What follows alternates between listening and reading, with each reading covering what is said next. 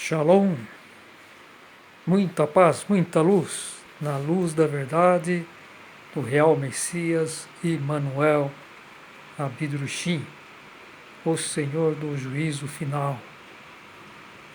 Ele é autor, então, da Mensagem do Graal na Luz da Verdade, obra em 3 volumes, editado pela Ordem do Graal na Terra,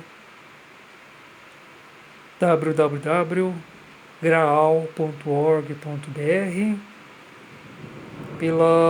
pelo Movimento Internacional do Graal no Brasil, www.mensagemdograal.com.br.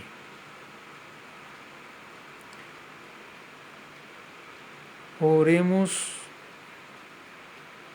Senhor nosso Deus Pai, nós lhe pedimos, abençoe-nos com tua sagrada paz, amor e sabedoria, para que possamos, assim, vencer nossos desafios diários e servi-lo com fidelidade na tua luz da verdade. Amém.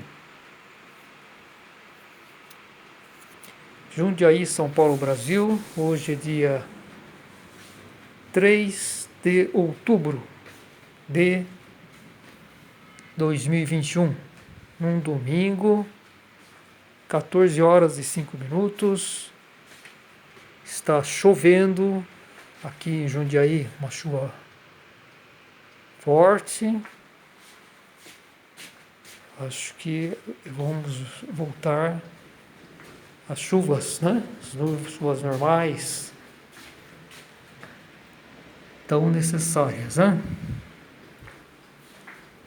Muito bem. Eu estava refletindo um pouco esses dias sobre a questão de Bolsonaro ser um emissário de Deus, que tem uma missão de Deus a cumprir, especialmente aqui para o Brasil, né? Então, nós vemos uma polaridade, né? Muitas pessoas apoiando Bolsonaro, né? Chamam ele de mito, né? É um mito, né? Pelas coisas que ele tem feito e tem passado. Especialmente sendo depois de uns 30 anos, mais ou menos, de governo sociodemocratas, né? Comunistas, enfim, essa tendência esquerdista também. Ele é um autêntico direitista, né? Veio aí com uma nova proposta, corajosamente, vencendo os desafios e se elegendo presidente da República, né? Então, os feitos, inclusive sofrendo um atentado que quase o levou à morte, né? Há 3 anos, na época da sua eleição. E agora, todos aí estão trabalhando para que ele se reeleja, né? Na próxima eleição do ano que vem. Então, essa questão aí de ser um emissário de Deus, eu penso o seguinte: o Brasil é um país realmente abençoado por Deus, diferenciado, né? Porque hoje, eu como espiritualista, leitor da Mensagem do Graal, pesquisador disso, né? Eu tenho convicção que a ancoragem da nova palavra de Deus, né? Do Espírito da Verdade, está ancorada no Brasil. Então, isso é uma informação que eu tive, vindo até dos escritos de Rosélias Gonçalves, mas um escrito assim, internos da Ordem do Grau na Terra, porque eu já fiz parte da Ordem do Grau na Terra, né? Que é justamente a entidade editora que Rosélias Gonçalves fundou em 1958, depois da morte de Frau Maria, viúva do Messias Abidrushim. Então, quando a direção do Movimento Internacional do Grau lá na Europa, né, em Womperberg, Tirol, passou a ser do filho de Frau Maria, né, Alexander Benhardit. Então, fazendo assim uma recordação que Frau Maria foi a segunda esposa de Abdurrahim, do Messias Abdurrahim, né? Ela pegou aquele período de vida de Abdurrahim quando ele começou a escrever as dissertações do grau, né? Então a principal época de cumprimento da missão do Filho de Deus aqui na Terra, Filho de Deus, Espírito Santo, Emmanuel Abdurrahim, esteve na companhia de Frau Maria, a sua fiel esposa, né? Agora ela é da mesma forma que Messias Abdurrahim, já tinham tido um casamento anterior. Messias Abdurrahim teve um casamento, teve um filho que faleceu no final da Primeira Guerra Mundial. Da Primeira Guerra Mundial, ele era jovem, ele nasceu em 1889 e faleceu, me parece que em 1919, no final da Primeira Guerra Mundial. Depois o Abdurrahim, ele atuava na área comercial, né? Também se tornou um escritor, romancista, dramaturgo, né? Depois o casamento dele se findou e ele conheceu Frau Maria, que também ela não tinha se separado, mas o marido dela era um comerciante e também militar. Ele possivelmente lutava, né, na Primeira Guerra e ele faleceu. Ele faleceu na Bélgica, me parece. Acho que foi também na época do final de guerra, né, da Primeira Guerra Mundial. Uma guerra sangrenta, né, que morreram umas 50 milhões de pessoas, né? Enfim, aí eles se encontraram, porque era uma viúva que tinha 3 crianças, né? Crianças novas, né? De quantos anos, né? Por volta de 10 anos, né? Acho que de uns 7, uns 12 anos, três crianças, né? A mais velha era Irmingard, nasceu em 1908. Depois vinha Alexander, que nasceu, me parece que em 1911. E Elizabeth, 1912. Então, quando o Abdurrahim conheceu Frau Maria, ele também tinha vindo de uma prisão de 4 anos num campo de concentração britânico, né? Porque ele era alemão e ficou preso, né? Preso nesse campo de concentração inglês, né, da Grã-Bretanha. Depois ele foi libertado. E tinha se separado, né? Tinha encontrado a esposa, enfim, mas tinha já se separado e ele estava procurando uma vaga, né? Um quarto para alugar e encontrou essa na casa justamente de Frau Maria, que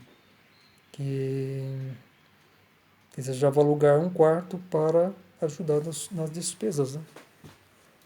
Sustentar as crianças, enfim. Então, eles se conheceram e tiveram uma missão conjunta, né? Vieram se casar formalmente, né? Civilmente, enfim, né? Em 1927. Mas, enfim, então eu estou contando um pouco de história, às vezes saio um pouco do tema, vou me aprofundando em alguns detalhes, mas, então, Frau Maria tinha esses 3 filhos, né? O Messias Abdurrahim faleceu em 1941, aos 66 anos, né? Teve toda uma história de perseguição nazista, que ele perdeu a propriedade de von Perberg, né? E no final de vida ele teve aí que o seu momento talvez mais especial e um tanto dramático, né? Porque ele após ser acusado pelos nazistas, enfim, ele conseguiu, através de um discípulo, se libertar, mas ele não podia, ele estava proibido de continuar com suas atividades, né?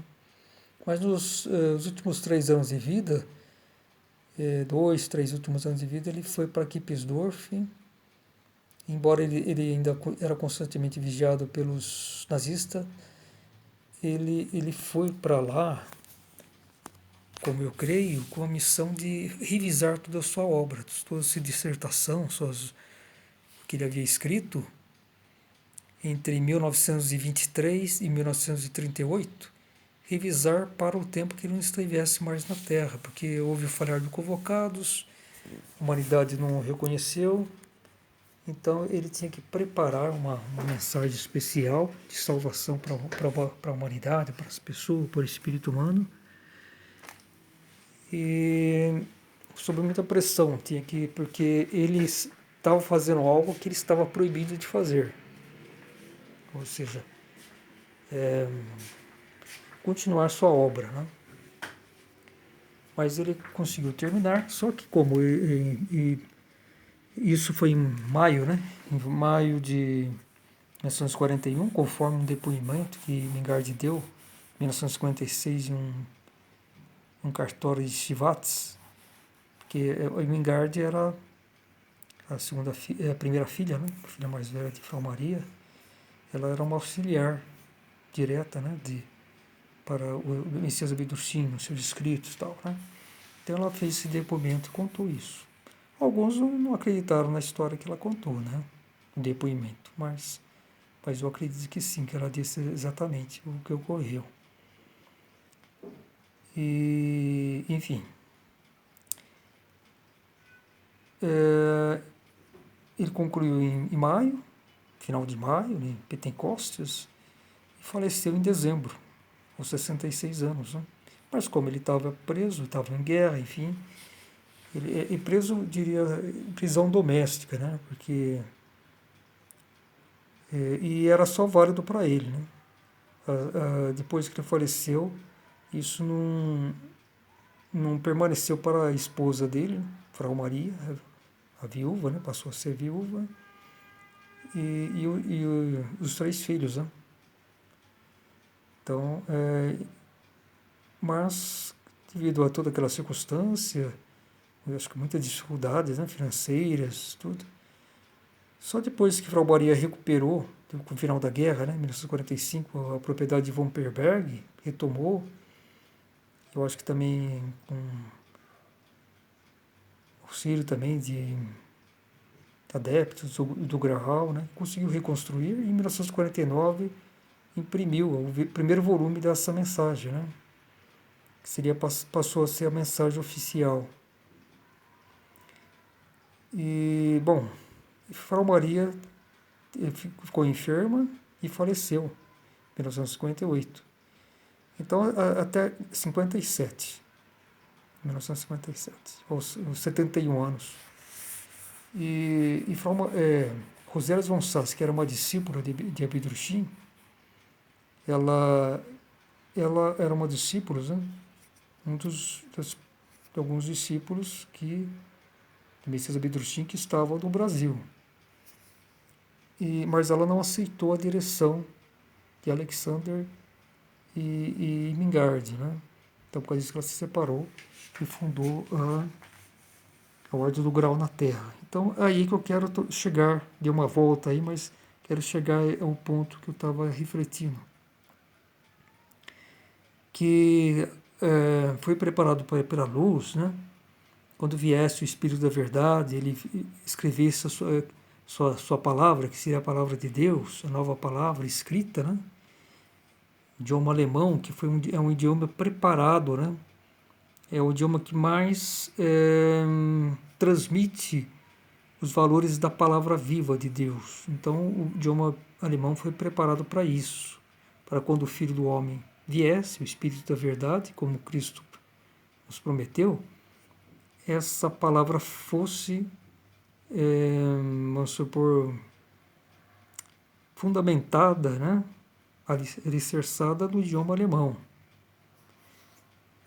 Então, mas nessa transmissão da palavra viva, tem que ter um ponto de ancoragem. É como se fosse uma antena, né? Tem uma rádio, uma TV, uma rádio, emissora, ela precisa de uma antena, né? Para ancorar o seu sinal e daí retransmitir. Então na Terra isso existia a chamada Montanha da Salvação, que ficava em Womperberg, que era um ponto de luz, de ancoragem da palavra viva. E daqui se irradia para todo o universo, né? Então a Terra, veja só, né? A Terra, apesar de tantos problemas e tantas questões, ela espiritualmente era elevadíssima, né? É daqui que parte toda a irradiação para a criação material, vamos dizer assim, né? Da palavra viva. Criação material grosseira, né? Suas galáxias, seus sistemas solares e inúmeros, incontáveis números de outros planetas habitados por seres humanos, né? A nossa pequena Terra, a grande importância. Tudo se concentra aqui, se irradia daqui, né? Então, toda essa efetivação é protegida pela luz, independente do falhar ou não dos seres humanos, dos convocados que vieram a falhar, né? Mas o que acontece? Desde a época da primeira da construção da Grande Pirâmide, né, do Egito, há 6.500 anos, que é uma espécie de profecia em pedra, né, registrando o início, vamos supor, quando foi planejado e começou a se colocar em construção, em operação, juízo final, as etapas, né, todas, né, foi registrado profeticamente na Grande Pirâmide, né? E a Grande Pirâmide, ela é uma construção, uma espécie de réplica do que existe na criação primordial, espiritual, né? Então, esse é o formato, né? Eu não sei se essa construção seria o templo do Graal, que tem esse formato, mas enfim, a pirâmide, ela é uma construção que existe no ápice da criação primordial. Então estavam registrados todos a profecia, né? Até a conclusão do juízo final. Então, por isso que o Messias Bedrushim é o senhor da pirâmide, o senhor do juízo final. Mas, enfim, desde que foi planejado essa construção, foi estabelecido também um ponto de ancoragem da luz, né? Para quando o filho do homem viesse, o senhor do juízo, e viesse julgar a humanidade, viesse salvar com sua palavra, mas também julgar.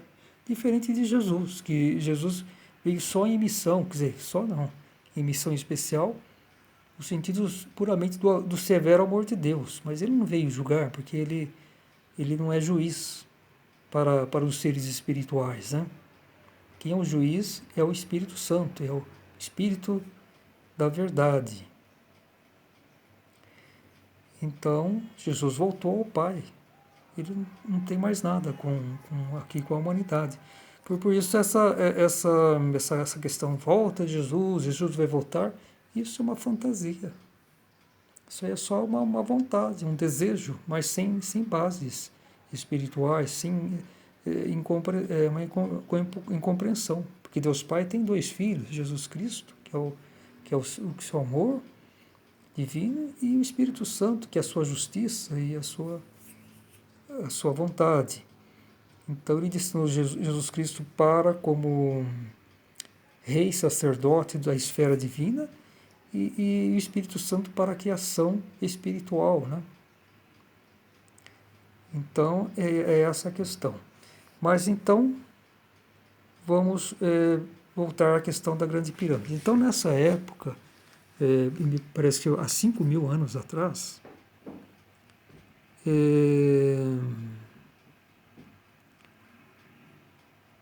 aliás, eu acho que foi na época da construção da pirâmide mesmo que já foi estabelecido esse ponto de ancoragem. Possivelmente é isso mesmo, né? O planejamento do juízo final foi já estabelecido lá no Tirol, na montanha, né? Em Womperberg, a montanha sagrada, do ponto de ancoragem da luz da verdade na Terra, né? vamos dizer, essa antena, né? De ancoragem e retransmissora, vamos dizer assim, da palavra viva. Só que quando o Filho do Homem viesse e escrevesse sua palavra, suas dissertações, e por isso que o rei Messias Abedurcim atuou em Wurtemberg de 1928 a 1938. Mas as trevas aparentemente venceram, porque a vontade humana ela tem que o livre-arbítrio, ele não pode ser admoestado, não pode ser, vamos dizer assim, tirado o livre-arbítrio humano, né? Então ocorreu todas essas catástrofes humanas, né? do falhar dos convocados, que a humanidade não reconheceu, perseguição dos nazistas, mas independente disso, as promessas, os planejamentos da luz são cumpridos, né? Fielmente. Mas o que acontece? Esse ponto de ancoragem, há 5.000 anos, a luz decidiu que ter um segundo ponto de ancoragem para caso houvesse um falhar, tivesse esse segundo ponto de ancoragem. E esse segundo ponto, é aí que entramos na questão do Brasil, é justamente no Brasil. E isso quem revelou foi o Rosales von Sass. E isso, inclusive, estão como disse, eu já fui membro da Ordem do Grão na Terra por pouco tempo, né? Uns 2, 3 anos, e tinha alguns escritos, né? Rosales von Sass, ela dizia isso. Então sempre tem essa história também de que o Brasil é a pátria do Evangelho, a nação do futuro. Muitos até acham isso absurdo, né? Esse privilégio, coisa assim, mas isso realmente existe. E, enfim, Israel era o povo eleito. Foi o povo eleito por Deus. E Messias Abedurcim, Maria Abedurcim, o Espírito da Verdade já tinha se encarnado, né? Como um filho de um dos reis persas, isso na época de Moisés, uns 3.500 anos, né? Ou 1.500 anos antes de Cristo. Depois ele foi educado por Ismael, uma tribo de hindus, e depois ele foi edificar seu reino terreno numa tribo árabe africana. Eu acredito que esse local é no planalto do país Etiópia, né? Vai ser uma descoberta extraordinária quando essa cidade que ele tinha, né, foi coberta por areia, né? Depois do falecimento dele, né? Ele foi assassinado a mando do faraó Ramsés II. E foi justamente o Messias Abedurcim que foi o mentor de Moisés. Através dele, do Messias Abedurcim, que Moisés pôde realizar, né, seus grandes feitos. Né? E refletindo um pouco sobre essa questão, quando nós vemos na Bíblia, né, os reis, enfim, toda aquela, desde Moisés, essa libertação, é uma espécie, isso é uma conclusão minha, né, de um preparo como se fosse o juízo final, quando os egípcios começaram a receber aqueles castigos terríveis, e o preparo para dos reis, enfim, da nação israelita, de Israel, os hebreus, seria uma espécie do andamento do reino do milênio. Deveria ser assim. Lógico que tem muito diferença. É uma espécie de uma pequena amostra, um pequeno preparo de como seria o juízo final, com toda a sua grandeza e terribilidade, né? Então seria uma pequena amostra do que seria o juízo final e o reino do milênio, que seria aquele preparo de que o ser humano vai se adequar à vontade de Deus, cumprir exatamente, ser seres humanos realmente de valor. Só que com o seguinte diferencial, que no juízo final, pós-juízo final, do milênio, a Terra já será totalmente renovada materialmente, né? Porque espiritualmente pode-se dizer que ela já está, né? Mas ela vai ter que ter uma nova órbita para se sintonizar mais com as frequências da luz, como era no princípio aqui na Terra, quando começamos a nos encarnar há 3 milhões de anos. E depois, quando surgiu a Era Glacial, a primeira grande Era Glacial foi há 700 mil anos. Foi justamente quando o ser humano já começou a privilegiar o raciocínio, quando já surgiu o pecado original, né? Quando já Lúcifer já atuava com as suas tentações, né? E, enfim, o ser humano já estava caindo em pecado, já estava pecando, né? Pecado original, e depois passou a ser pecado hereditário do cultivo do raciocínio, quando o ser humano começou a desenvolver desproporcionalmente, né? Saiu do equilíbrio entre o raciocínio e o espírito, né? Então começou a cada vez mais se apegar à matéria, né? Mas, então, nessa época, há 700 mil anos, chegou a um tal ponto que a Terra saiu da sua órbita original, que era aquela órbita, aquela frequência com a luz, que favorecia, né, os seres humanos. E isso vai ser restabelecido. Então, esse clima que existe hoje, essa atmosfera pesada, né, do pecado, enfim, que existe na Terra, já desde aquela época de Moisés, né? Então, de certa forma, isso propende o ser humano, ou então aumenta as chances de ele cair, de ele falhar, incorrer em erros. É o que nós estamos vivendo hoje, mais do que nunca, porque temos muito, o oposto está muito visível, né? O bem e o mal. Então, facilmente podemos cair no mal, no pecado, né? Mas, ao mesmo tempo, temos a força da nova palavra aqui, ancorada aqui na Terra, né? Então, a decisão está conosco, nosso livre-arbítrio. Mas os riscos sempre são muito maiores. Agora, no reino do milênio, isso não vai mais existir, porque as trevas não vão mais existir na Terra. A frequência vai estar amplamente favorável, né? Então, não vai existir essa pressão do mal. Então, o ser humano ele tem livre-arbítrio. Vamos continuar com esse perigo de cair. Isso sempre vai existir enquanto estivermos encarnados, né? Por isso que Jesus nos dizia, vela e ora, né? Velar, né? Velar é ficar atento, manter a nossa chama espiritual acesa, né? E orar.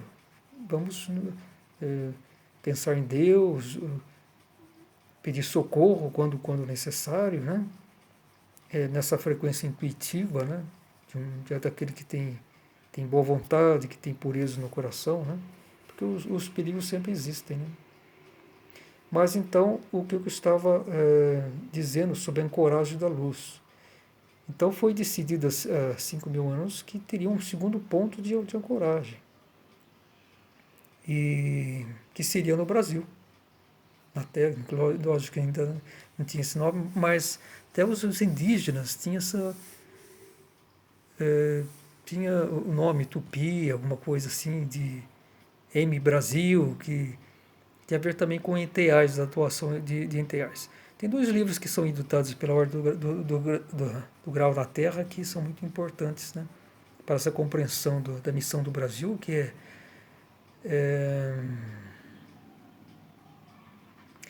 deixa eu até consultar aqui o nome do livro, que é Revelações Inéditas da História do Brasil. Às vezes dá um branco aqui. Revelações Inéditas da História do Brasil, de Rosério Gonçalves. E tem outro livro também que fala sobre essa questão da Grande Pirâmide. A Grande Pirâmide revela o seu segredo. Então é só entrar no site aí da Ordem do Graal, www.graal.org.br. E sobre essa época de Abidrushim, do Messias Abidrushim e de Moisés, também a Ordem do Graal na Terra publica, que eu saiba está vendendo ainda, né? A Vida de Abidrushim, que fala da primeira encarnação do Messias Abidrushim, o Espírito Santo aqui na Terra, na época de Moisés. Então isso, o povo de Israel era para ter reconhecido Cristo, era para continuar, né, nesse preparo, devia ser um povo de uma qualidade estupenda, né? Não, tanto material como espiritualmente, mas houve muito falhar, tanto é que Jesus não foi reconhecido como Filho de Deus e acabou sendo morto na cruz, por conta da atuação errada daqueles que lideravam a religião, os ensinamentos espirituais em Israel, né? Os escribas, os fariseus, que se tornaram muito intelectivos. Né? E isso existe até hoje, porque o próprio Filho do Homem esteve aqui encarnado na Terra, e o que aconteceu? Aconteceu que também não o reconheceram. Então é isso. Eu estou vendo que já está nos 30 minutos, já está esgotando aí um pouco o tempo, já vamos encerrar. Eu vou partir para o segundo vídeo. Então é isso. Muita paz, muita luz. Shalom.